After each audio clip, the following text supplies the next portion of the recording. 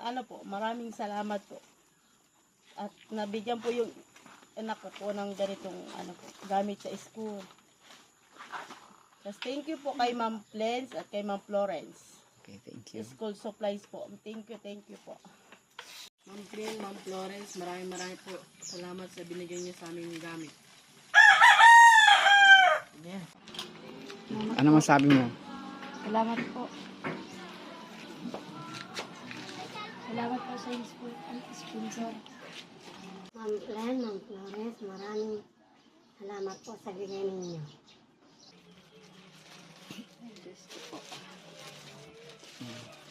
Oh, wait lang. Opo dyan, ate. Yan yung itsura ko. Hindi ako sanay magtawag ng Mare. Ate, simula pa. Pero magkumari ko. Meron kaming dala para sa anak mo, mga school supplies.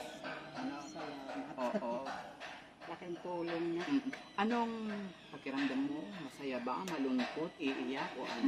Masayang-masaya. At siyempre, laking tulong na sa mga bata. Hindi nabibigyan.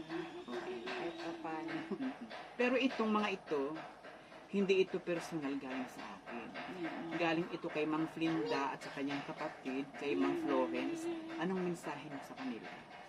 Doon po sa nagbigay po ng tulong, maraming salamat po sa inyong madami. Ito ay kay Mary Joy. Sino si Mary Joy? Aya sa iyo. Hindi ko nabubulat-latin ang mga laman. Sorpresa. Ito naman, siya ay Toledana. Matthew. Ano mo siya? Pamangkin.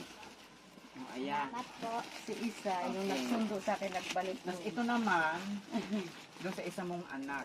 No? Kay Lara. Lara. Yan. Maraming salamat. Mary Joy, anong masasabi mo, Mary Joy? Uy!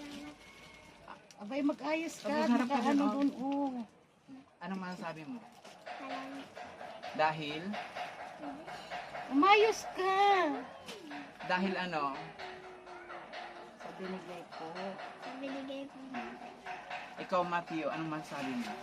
Salamat po sa binigay niyo pang gamit. Okay. Masaya? Opo, masayang-masaya po. Okay.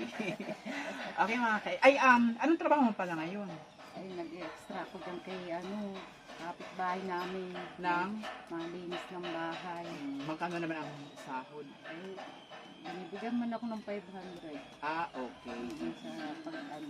Pero wala ka talagang regular na trabaho. Mayo. Ayun. Yan lang ang pinagkukunan mo ng araw-araw na income. O paano? Thank you. At marami pa kang kukunin. Salamat, Himaray. Thank you.